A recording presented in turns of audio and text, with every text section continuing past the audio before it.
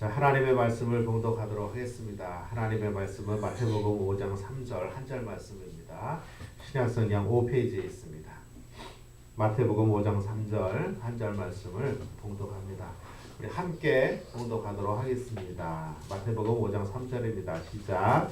심령이 가난한 자는 복이 있나니 천국이 그들의 것임이요. 아멘. 제가 다시 한번 봉독합니다. 심령이 가난한 자는 복이 있나니 천국이 그들의 것임이요. 사랑하는 성도 여러분, 먼저 축복합니다. 사랑하는 성도 여러분들의 심령이 가난해져서 천국을 소유하는 은혜가 있기를 주의 이름으로 축복합니다. 아멘. 오늘 본문이 기록되어져 있는 마태복음 5장, 6장, 7장, 여기 3장을 합해서 산상수훈이라고 이야기를 합니다. 성경 말씀이 다 훌륭하고 좋은 말씀이지만 그 중에서 특별히 빼어난 말씀, 예수님께서 친히 하신 말씀이라 해서 산상수훈이라고 이야기를 합니다. 산상수훈의 얘기는 굉장히 정말 주옥 같은 그런 내용들인데요. 전에도 한번 말씀드렸지만 신신학자들은 성경에 있는 기적들을 사실은 믿지 않습니다. 왜냐하면 과학을 벗어난 것들이기 때문에 사람의 이성으로 이해하기 힘들다. 그래서 믿지 않습니다. 이를테면 모세가 그 홍해를 이렇게 걷는 것, 그것을 성경은 분명히 하나님께서 바다에 길을 내서 이스라엘 백성들이 건넜다 이렇게 기록이 되어져 있는데, 신신학자들은 말하기를 그거는 그때에 신화적으로 기록을 한 것이고, 사실은 그 당시에 홍해 중에서 이렇게 좀 얕은 곳이 있었는데 얕은 곳, 그곳으로 이렇게 건넌 것을 이렇게 신화적으로 시적으로 표현을 해서 하나님께서 바다를 갈라서 길을 내시고 그곳으로 건넜다 이렇게 이 얘기를 합니다. 또 성경에서 예수님께서 부활하셨다 하는 것도 신신학자들은 이야기하기를 그것은 의미적인 사건이지 실제 일어난 사건이 아니다. 그래서 예수님이 사실은 기절하고 있었는데 예수님께서 기절하고 있다가 서늘한 바위 그 무덤 사이에 있으니까 깨어나서 예수님이 가신 것이다. 근데 그것을 부활이라고 하는 의미를 넣어서 우리가 어둠에서 부활해야 한다, 절망에서 부활해야 한다, 이렇게 회복의 의미로 기록한 것이다. 이렇게 이야기를 합니다. 이렇게 성경을 믿지 아니하는 신신학자들도 산상수훈은 참 훌륭한 하나님의 말씀이다. 이렇게 이야기를 합니다. 그래서 신신학자들은 모두가 성경을 이렇게 양파 껍질 벗기듯이 자기들이 이해되지 않는 부분을 다 이렇게 벗기다가 맨 마지막에 남는 것, 그것이 바로 요 산상수훈이다 이렇게 이야기를 합니다. 그럴 정도로 산상수훈은 차타가 공인하는 예수님이 말씀하신 주옥 같은 말씀 이렇게 인정을 하고 있습니다. 우리는 물론 성경에 기록된 모든 것들이 하나님의 말씀인 줄로 우리는 모두 인정을 하고 믿습니다. 산상수훈 마태복음 5장, 6장, 7장에 있는 내용을 잠깐 보면 8가지 복에 대해서 먼저 얘기를 하십니다. 오늘 본문의 말씀이 8가지 복 중에 첫 번째 것, 심령이 가난한 사람은 복이 있나니 천국이 그들의 것이다 라고 하는 것이죠. 그런 복이 있나니라고 하는 그 말씀의 8가지에 대해서 이야기한 것이 바로 팔복이고요. 그러고 나서 조금 있다가 너희는 세상의 빛과 소금이니라고 하는 말씀도 나옵니다. 우리 교회가 이름한 광염이라고 하는 것이 바로 이 빛과 소금이라는 뜻이죠. 또는 살인하지 말라, 간음하지 말라라고 하는 율법에 있는데 사실은 여성을 보고 음욕을 품으면 이미 간음한 것이다 라고 말씀하시면서 얼마나 복음적으로 사는 것이, 얼마나 윤리적으로 사는 것인지에 대한 이야기를 예수님께서 또 하십니다. 그러면서 또 맹세하지 마라, 즉 자신하면서 세상을 살지 마라, 하나님 앞에 겸손해라 라고 하는 그런 이야기도 하십니다. 왼밤을 때리면 오른밤도 돌려대라, 이런 말씀도 하시고요. 구제할 때에 은밀하게 해라, 사람들 앞에 막 드러내서 자랑하면서 하지 마라, 이런 말씀도 하시고요. 금식을 할 때에는 어디 가서 금식을 하냐면 골방에 들어가서 금식하고 기도해라. 사람들 앞에 바리새인처럼 금식을 한다고 하면서 얼굴에 주름 지고 막 뭐 힘들어하면서 막 그렇게 하면서 사람들이 볼 때 당신은 왜 그래? 나 지금 금식 중이야. 이렇게 하지 마라. 외식하지 마라. 이제 그런 뜻이겠지요. 보물을 하늘에 쌓아둬라. 재물에 관해서 욕심 부리지 마라. 이런 말씀도 하십니다. 그러시면서 그의 나라와 그의 의를 구하라. 이런 말씀을 하시죠. 비판하지 마라. 너희가 비판을 하면 그 비판하는 것과 똑같이 너희가 비판을 받을 것이다. 이렇게 이야기도 하십니다. 구하라. 그래야면 얻을 것이요. 마태복음 7장에 있는 말씀이죠. 좁은 문으로 들어가라. 넓은 문으로 들어가는 것은 멸망으로 들어가는 것이다. 이런 말씀을 하십니다. 그러시면서 마지막에 무슨 말씀하시냐면 말씀을 듣고 순종하지 않는 사람은 모래 위에 지은 어리석은 사람이고 말씀을 듣고 순종하는 사람은 그 집을 반석 위에 지은 지혜로운 사람이다. 이런 말씀으로 산상수훈을 마칩니다. 산상수훈이라는 것은 여기 그림에 보는 것처럼 예수님께서 산에 올라가 앉으셨을 때에 제자들이 이렇게 오니까 산 위에서 하신 말씀이라서 산상수훈이라고 이렇게 우리가 이해를 하고 있습니다. 여기 있는 이것이 바로 이 예수님께서 산상수훈을 말씀하신 그 산에 지은 요즘에 지은 팔복교회라고 하는 겁니다.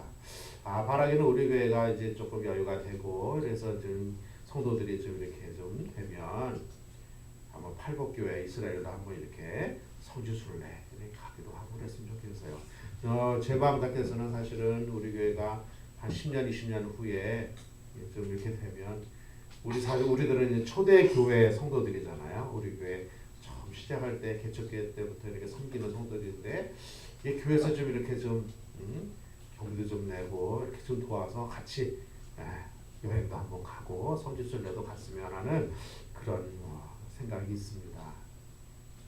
팔복교회입니다. 심령이 가난한 자는 복이 있나니 천국이 그들의 것이미요 라고 하는 이 마태복음 5장 3절의 말씀에서 키워드 두 가지를 우리가 뽑아낼 수가 있습니다. 키워드 두 가지는 뭐냐 하면 첫 번째로는 가난한 심령이라고 하는 것입니다. 이 가난한 심령이 과연 무엇이냐. 두 번째 키워드는 뭐냐면 천국이라는 말입니다. 천국. 그래서 가난한 심령이 가난하다라고 말할 때 그 의미가 무엇인지 그리고 천국이라는 것이 무엇인지를 우리가 알면 이 본문의 말씀을 해석해낼 수가 있습니다. 그래서 이 두 가지 키워드를 가지고 잠깐 말씀을 나누려고 합니다. 얼마 전에 세상을 떠난 법정이라고 하는 분이 있으시죠. 그분이 쓴 책 중에 유명한 책이 뭐냐면 무소유라고 하는 책이 있습니다. 그리고 이분이 평생 가지고 있었던 그 화두는 뭐냐 하면 무소유였습니다. 무소유. 무엇인가를 참 갖는다는 것은 다른 한편 무엇인가에 얽매이는 것이다. 그러므로 많이 갖고 있다는 것은 그만큼 많이 얽매이는 것이다. 그러니까 갖지 마라. 이런 얘기를 합니다. 갖지 마라. 그래서 이분은 옷을 입었는데 그 입은 옷이 막 수십 번 바느질해서 기운 그런 옷이었어요. 그러니까 쉽게 말하면 이제 누더기였죠. 누더기. 그런 옷을 입고 사실은 있으셨던 분입니다. 그런데 사실은 오늘 본문이 말하는 가난한 심령이라고 할 때 요 가난하다라고 하는 것과 이 법정이라는 분이 말하는 무소유와는 완전히 다른 개념이에요. 다른 개념입니다. 우리가 이것을 잘 알고 있어야 돼요. 가난하다 그래가지고 소유가 없다. 소유를 일반적으로 이렇게 거부해라 이런 뜻이 아니에요. 다른 말로 말씀드리면 무소유라고 하는 것은요. 무소유로 하도록 해라라고 하는 것은 우리의 본성을 거스르는 것이에요. 왜냐하면 우리의 본성은 욕심에 늘 있거든요. 욕심. 그래서 이 욕심 따라서 우리의 본성이 움직이기 때문에 의도적으로 우리가 소유하지 않겠다라고 애쓴다고 해서 이게 되는 것이 아니에요. 사실은. 그렇기 때문에 중요한 것은 뭐냐면 사실관계를 명확하게 이해하는 것이 중요합니다. 명확하게 이해하는 것이 중요해요. 그러면 우리가 이 사실관계를 명확하게 알기 위해서는 성경에 말하는 가난한 심령이라는 것이 무엇인지를 이해해야 돼요. 성경에서 말하는 가난한 심령이라는 것이 어떤 상태인지 이것을 우리가 이해해야 합니다. 첫 번째로 가난한 심령이라고 말을 할 때예요. 가난하다라고 말할 때에 첫 번째 의미는 뭐냐면요. 소유권을 확실하게 알고 이해해야 한다라고 하는 것이에요. 소유권. 시편 23편 1절에 보면 이렇게 기록이 되어져 있어요. 땅과 거기 충만한 것과 세계와 그 가운데 사는 것들은 다 여호와의 것이다. 성경에 보니까 세상의 모든 것들은 등기가 되어 있다. 이런 것이 등기가 되어 있다. 누구에게로? 하나님께로 등기가 되어져 있다. 이렇게 말을 하고 내 앞으로 등기되어 있는 것 없다라고 하는 것이에요. 법적인 소유권이 누구에게 있느냐면 하나님께 있다라고 하는 것이에요. 이걸 우리가 이해하셔야 돼요.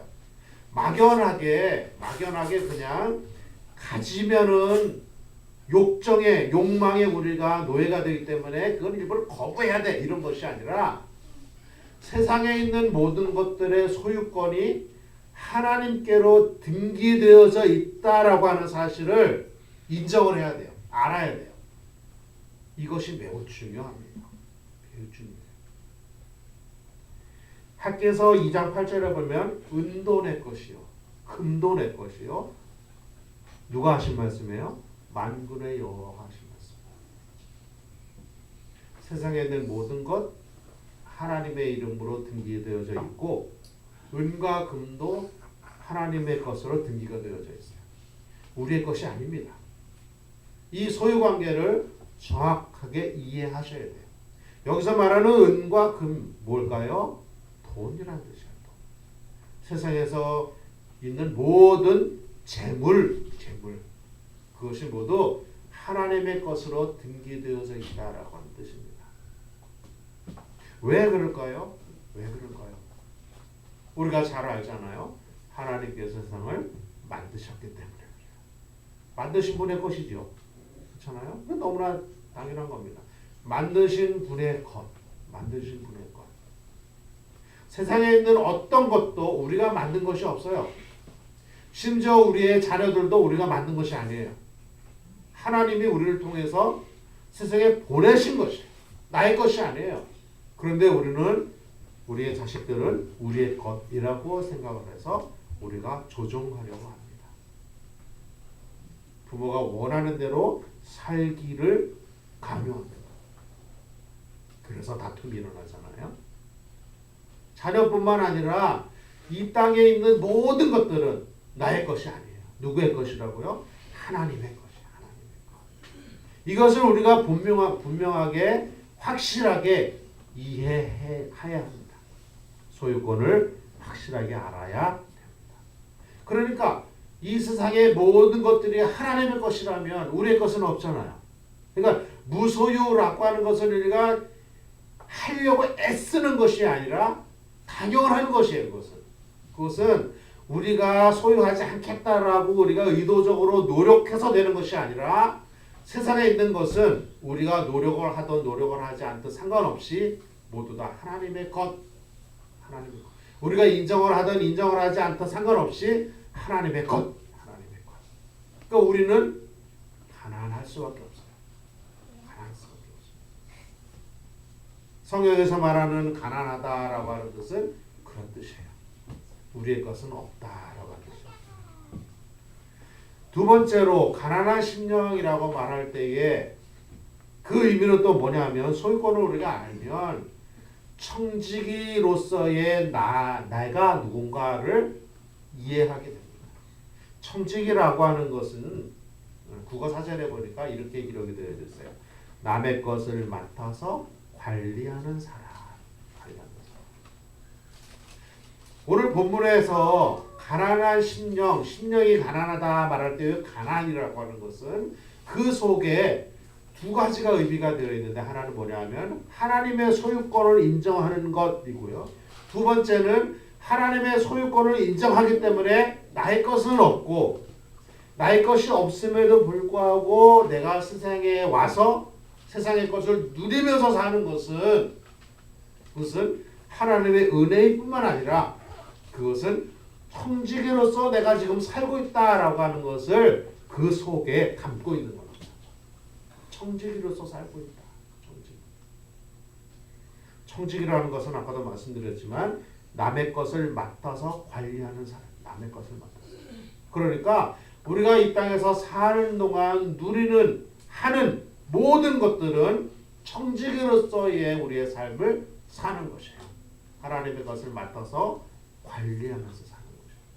그러니까 나의 욕심이나 나의 주장대로 살지 아니하고 주인이 원하는 대로 관리하며 사는 것, 이것이 우리의 삶입니다. 그러니까 가난한 심령, 심령이 가난하다 말할 때의 그 의미는 뭐냐면 단순히 뭐를 갈급하고 하나님의 은혜를 갈급하는 정서적인 차원을 넘어서 하나님의 소유권을 확실하게 인정하고 청지기로서 하나님께 순종하며 사는 믿음의 삶, 그것을 의미하는 것이에요.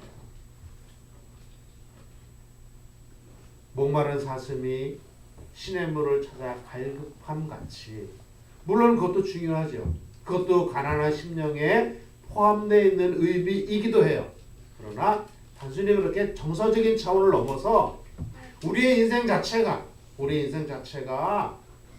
하나님의 소유권을 인정하고 그 하나님의 소유권을 인정해서 나의 것이 없다라고 이해하고 나면 그러면 내가 청지기로서 하나님이 주시는 이 직을 어떻게 수행하며 살 것이냐, 어떻게 수행하며 하나님이 나에게 자녀를 맡기셨고 하나님이 나에게 직장을 맡기셨고 하나님이 나에게 가정을 맡기셨고 하나님이 나에게 이 세상을 맡기셨는데 나의 인생을 맡기셨는데 내가 어떻게 사는 것이 청지기로서 사는 것이냐 고민하며 사는 것, 순종하며 사는 것, 이것이 가난한 심령이라는 뜻입니다.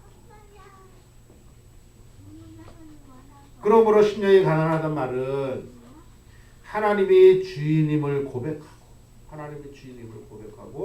나의 삶의 주인이며 주관자이신 하나님의 뜻에 완전하게 순종하는 그러한 사람이라는 의미예요. 완전하게 순종하는 의미. 이것이 가난한 심령이라는 뜻입니다. 시편 90편에 보면 모세의 기도가 있습니다. 모세라고 하는 분은 우리가 잘 아는 대로 애굽에서 종살이하던 이스라엘 백성들을 인도하여 가나안까지 데리고 갔던 하나님의 위대한 지도자 아니겠어요? 그런데 시편 90편에는 모세의 기도가 기록이 되어져 있어요. 근데 이 모세의 기도를 우리가 이렇게 들어보면 얼마나 이 모세라고 하는 이분이 정말 가난한 심령으로 평생을 살았는지 알 수 있어요. 그가 평생에 하나님 앞에 얼마나 겸손하게 청지기로서 얼마나 정말 절절하게 살았는지 이 기도를 보면 알 수가 있습니다. 조금 길지만 제가 한번 읽어보겠습니다. 주여, 주는 대대에 우리의 거처가 되셨나이다. 산이 생기기 전, 땅과 세계도 주께서 조성하시기 전, 곧 영원부터 영원까지 주는 하나님이시니이다. 주께서 사람을 티끌로 돌아가게 하시고 말씀하시기를 너희 인생들은 돌아가라 하셨사오니 주의 목전에는 천년이 지나간 어제 같으며 밤의 한순간 같을 뿐임이니이다. 주께서 그들을 홍수처럼 쓸어 가시나이다. 그들은 잠깐 자는 것 같으며 아침에 돋는 풀 같으냐이다. 푸른 아침에 꽃이 피어 자라다가 저녁에는 시들어 마르나이다. 우리는 주의 노에 소멸되며 주의 분내심에 놀라나이다. 주께서 우리의 죄악을 주의 앞에 놓으시며 우리의 은밀한 죄를 주의 얼굴빛 가운데 두셨사오니 우리의 모든 날이 주의 분노 중에 지나가며 우리의 평생이 순식간에 다하나이다. 그리고 10절과 11절, 12절에 이렇게 이야기합니다. 우리의 연수가 70이요 강건하면 80이라도 그 연수의 자랑은 수고와 슬픔뿐이요 신속히 가니 우리가 날아가나이다. 누가 주의 노여움의 능력을 알며 누가 주의 진노의 두려움을 알리이까. 우리에게 우리의 날 계수함을 가르치사 지혜로운 마음을 얻게 하소서. 우리에게 우리의 날 계수함을 가르치사 지혜로운 마음을 얻게 하소서. 그러니까 이 모세라고 하는 이분은요, 청지기로서 자기가 주인 되신 하나님 앞에 완전히 순복하며 사는 것이 어떤 것인지 기도를 통해서 우리에게 이야기하고 있습니다. 시편 90편 모세의 기도를 보면 완전한 순종의 사람이었어요. 완전한 순종의 사람, 그리고 완전한 겸손의 사람이었어요. 또 완전한 믿음의 사람이었어요. 심령이 가난하다라고 말할 때 이 말씀은요, 이 말씀은 소유권이 하나님께 있음을 인정하는 것이에요. 그리고 소유권이 하나님께 있기 때문에 나는 지금 가난한 상태예요. 없는 상태예요, 나는. 그러니까 내가 없는 상태에서 내가 이 땅에서 누리는 모든 것들은 심지어 나의 생명조차도 하나님이 주신 것이고 하나님이 주신 것이기 때문에 청지기로 살아야 한다는 확실한 인생관을 가지고 사는 사람이에요. 이것이 가난한 심령이라는 뜻입니다. 그렇게 산 사람이 모세예요. 그렇게 산 사람. 그래서 주인 되신 하나님 앞에 온전한 순복, 온전한 복종, 온전한 따라감이 있는 사람이라는 뜻입니다. 그러므로 예수님께서 말씀하신 가난한 심령이 가난한 자 복이 있다 할 때 이것은 예수님께서 정서적으로 우리에게 가난한 사람은 하나님의 말씀을 잘 듣게 돼 이런 뜻이 아니에요. 단순히 그렇게 하시는 말씀이 아니라 하나님의 말씀에 온전하게 순복할 수 있는 상태의 마음, 그런 것을 의미하는 것입니다.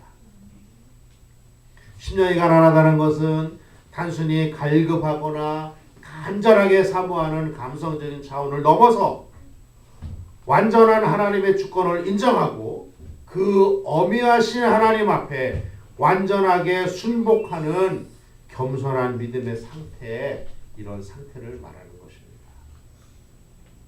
정서적이고 감성적인 차원도 중요하지만 그러나 그 차원을 넘어서서 주인 되신 하나님 앞에 주권을 완전히 인정하고 완전하게 순복하는 겸손한 믿음의 상태, 이 상태가 바로 심령이 가난하다라고 하는 마음의 상태입니다. 두 번째 키워드 복이 있나니 천국이 그들의 것이다 이렇게 말씀을 하셨는데요. 복이 있다. 근데 그 복이 어떤 것이냐면 천국이 그들의 것이 된다라고 하는 뜻이에요. 복이 있는데 그 복이 천국이 그들의 것, 천국을 갖게 된다라고 하는 뜻입니다. 천국, 천당, 요즘에는 천국이라고 이야기하는데요. 전의 성경은 천당이라고 얘기했어요. 그 왜 천당이라고, 이게 당일의 직당자인데요. 왜 당이라고 그랬을까?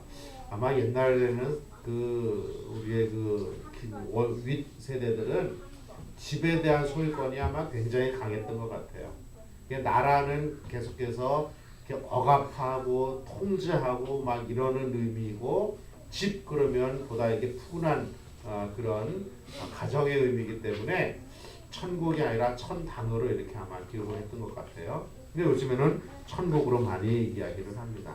하늘나라 또는 주의 임재, 주의 나라 뭐 이러한 것들이 사실 천국을 설명하는 단어들이에요. 그런데 이러한 모든 단어들 중에 공통점이 있어요. 그것이 뭐냐 하면 함께 하심이라는 거죠. 함께 하심. 천국은 왜 천국이냐? 하나님이 함께 하시기 때문에 천국. 주의 나라는 왜 주의 나라냐? 하나님이 함께 하시기 때문에 주의 나라. 하나님이 함께 하지 않는 것, 그것이 바로 지옥이에요. 하나님이 함께 하지 않는 곳, 그것이 바로 불행이에요. 하나님이 함께 하는 곳이 천국이고 하나님이 함께 하지 않는 곳이 지옥이에요. 그러니까 함께 하심 혹은 임마누엘이라고 하는 것, 이것은 천국의 가장 중요한 특징이자 공통점이에요. 함께함, 임마누엘, 이것은 천국의 공통점이고 또는 특징이기도 합니다. 그런데 우리가 여기서 한 가지 알아야 할 것은요, 천국 혹은 천당, 주님이 함께 하심, 이 개념은 굉장히 중요한 개념인데요. 이것은 뭐냐면 이미 우리에게 왔어요. 이미 우리에게 왔어요. 왜냐하면 예수님께서 세상에 오셨을 때에 임마누엘이라 이름하리라. 임마누엘. 임마누엘이 뭐예요? 하나님이 우리와 함께 하십니다. 예수님의 별명이 임마누엘이에요. 그러니까 예수님의 세상에 오심으로 이미 천국은 우리 가운데 이루어졌습니다. 이루어졌어요. 그리고 우리가 예수 그리스도를 믿기 때문에 예수 그리스도를 믿는 순간 우리는 사실은 천국을 소유한 사람이 되었어요. 소유한 사람이 되었어요. 그렇지만 아직 완성은 되지 않은 것입니다. 이미 우리에게 왔지만 아직 완성은 되지 않은 곳, 그것이 바로 천국이에요. 그것이 바로 천국이에요. 무슨 말씀이에요? 아까 말씀드린 함께하심, 임마누엘, 이것이 천국이라면 여러분들이 어디에 있든지 그것이 천국이 됩니다. 왜 천국이 될까요? 주님이 함께하시기 때문에. 심령이 가난한 사람은 하나님의 주권을 인정을 하고 나의 청직이 된 것을 인정을 하는 사람인데, 그러한 사람에게는 주님이 함께 하셔요. 그런 사람에게는 하나님이 함께 하십니다. 그러니까 이미 천국을 경험하는 사람이 되는 것이죠. 사랑하는 성도 여러분, 천국은 수고해서 얻어지는 것이기도 하지만, 물론 믿음의 수고를 통해서 얻어지는 것이긴 하지만 하나님의 선물이에요. 하나님의 선물. 하나님의 주권을 인정을 하고 청지기로서의 나의 인생을 하나님께 온전히 순복하며 사는 사람, 그러한 성도에게는 이미 천국이 우리에게 주어졌어요. 하나님이 함께 하시는 교회가 천국이고, 하나님이 함께 하시는 가정이 천국이고, 하나님이 함께 하시는 직장이 천국이고, 하나님이 거하시는 내가 천국인 것입니다. 이것이 바로 심령이 가난한 자는 복이 있나니 천국이 그들의 것이며 라고 하는 뜻이에요. 우리는 이미 복을 누리는 사람들입니다. 천국을 경험하는 사람들. 이미 우리에게 왔지만 아직 완성되어지진 않아요. 그래서 우리가 믿음의 수고를 통하여 이 천국을 점점 완성해 가서 우리의 더 몸이 식어서 하나님 나라 가는 그때에 완전하게 완성되어지는, 왔지만 완성되어진, 그래서 하나님 나라에 가는 것, 그것이 우리 성도의 삶인 줄로 믿습니다. 창세기 5장 22절 이하에 보면 에녹이라고 하는 사람이 등장을 합니다. 최장수한 무드셀라의 아버지인데요. 이 에녹에 대해서 성경은 이렇게 기록을 합니다. 저가 무드셀라를 낳은 후 300년 동안을 하나님과 동행하더니 자녀들을 낳았다. 하나님과 동행하면서 자녀를 낳았어요. 300년 동안. 그러다가 하나님께서 저를 데려가심으로 세상에 저가 다시 있지 아니하더라. 이 본문 말씀, 창세기 5장 22절의 말씀이 우리에게 주는 것은 뭐냐면요, 하나님이 함께 하신다 그래서 우리의 몸이 갑자기 거룩해지거나 우리가 윤리적으로 갑자기 완성되어지는 것이 아니에요. 이 땅을 사는 동안에 하나님이 함께 하시면서 그냥 더불어 사는 것이에요. 이것이 하나님의 축복입니다. 하나님이 우리와 함께 하신다 그래가지고 우리가 공중부양하면서 다니는 것이 아니에요. 우리의 발을 여전히 밟고 다니는 우리는 사람으로서 부족하고 부패한 사람으로 여전히 살아가요. 그러면서 하나님이 함께 하셔요. 그러면서 우리의 삶이 조금씩 성화되어져 나가는 것입니다. 믿음으로 살아가는 것이죠. 히브리서 11장 이하에 보면 믿음으로 살아갔던 많은 사람들이 등장을 합니다. 그렇다고 해서 그 사람들이 신선으로 살아간 것이 아니에요. 사람으로서 평범하게 살아갔어요. 그러나 믿음으로 살았기 때문에 세상이 감당하지 못한 삶을 살았던 것입니다. 우리도 하나님께서 우리와 함께 하십니다. 하나님께서 우리를 붙들어 주십니다. 우리가 하나님과 동행하며 살아갑니다. 그래서 우리들은 에녹처럼 자녀들을 낳습니다. 우리는 여전히 직장을 다닙니다. 여전히 가정에서 부부 생활을 합니다. 여전하게 우리는 사람으로서의 삶을 살아갑니다. 하나님이 동행하는 사람임에도 불구하고 가끔은 부부간에 다투기도 합니다. 하나님이 동행하는 성도이지만 때때로 직장에서 갈등 때문에 힘들어하고 다투기도 하고 욕을 하기도 합니다. 그럼에도 불구하고 우리는 천국을 경험하는 것이에요. 그럼에도 불구하고 비록 부족하지만, 비록 연약하지만, 비록 하나님께서 요구하시는 그런 기준에 여전히 못 미치지만 그럼에도 불구하고 우리는 천국을 조금씩 경험하면서 확장하면서 살아갑니다. 이것이 함께하는 하나님이 동행하는 성도로서의 삶입니다. 심령이 가난하다 이 말씀은 하나님의 주권을 인정하고 완전히 순복하는 믿음의 상태를 의미하는 것입니다. 또한 복이 있나니 천국이 그들의 것이다 라고 하는 이 말씀은 하나님의 임재와 하나님의 동행이 있는 삶, 천국을 경험하고 천국을 확장하는, 천국을 바라보는 그러한 소망의 복을 갖게 되는 것을 의미하는 것입니다. 그러므로 심령이 가난하기 때문에 천국을 소유한다라고 하는 이 말씀은 하나님의 주권을 인정을 하고 그 주권에 순종하며 사는 사람들은 비록 부족하지만, 비록 연약하지만, 때때로 절망하고, 때때로 넘어지고, 때때로 실패하고, 그럼에도 불구하고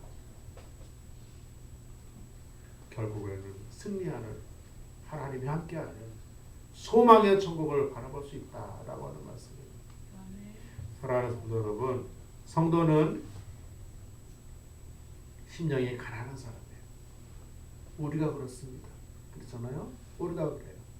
우리는 성도이고 그렇기 때문에 우리는 심령이 가난한 사람이에요. 심령이 가난한 사람은 천국을 경험하는 사람이에요. 사랑하는 여러분, 비록 우리가 참 어떤 때는 내가 성도로서 사나? 때때로 내가 이렇게 살았는데 내가 성도 맞나? 가슴을 튀고 답답하고 힘들 때가 있어요. 그러나 그럼에도 불구하고 우리는 하나님의 사람들이에요. 그럼에도 불구하고 여전히 우리는 성도로서 삶을 살아갑니다. 그럼에도 불구하고 우리는 여전히 하나님이 함께하는 사람으로 이 땅을 살아가게 되는 것입니다. 그런 사람은 결국은 천국을 소망하며 살게 되고, 천국을 소망하며 살다가 우리가 하나님 앞에 가는 그날 완성되어지는 천국에 우리가 들어가는 되는 줄로 믿습니다. 사랑하는 성도 여러분, 예수님께서 심령이 가난한 사람은 복이 있나니 천국이 그들의 것이며 라고 하신 말씀은 정서적이고 감성적인 것이 아니에요. 그것은 온전하게 하나님의 주권에 순종하고 순복하고 청지기로서의 온전한 가치관을 가지고 사는 사람. 그래서 그 하나님께서 그 가난한 심령에게, 그 순복하며 사는 사람에게, 믿음으로 사는 사람에게 복으로 주시는 천국, 함께하는 천국, 하나님과 동행하는 삶을 살게 된다는 것을 의미하는 것입니다. 축복하기는 이 말씀을 듣는 모든 분들에게 하나님이 함께 하셔서 심령의 가난함을 주시고 그 심령의 가난함을 통하여 천국을 경험하고 천국을 확장하는 성도로서의 삶이 평생 동안 지속되어지는 은혜가 있기를 주의 이름으로 축복합니다. 기도하겠습니다. 하나님 아버지 감사합니다. 사랑하는 성도들에게 은혜를 베풀어 주셔서 가난한 심령 되게 하시고 천국을 경험하게 하여 주시옵소서. 예수님의 이름으로 기도하옵나이다. 아멘.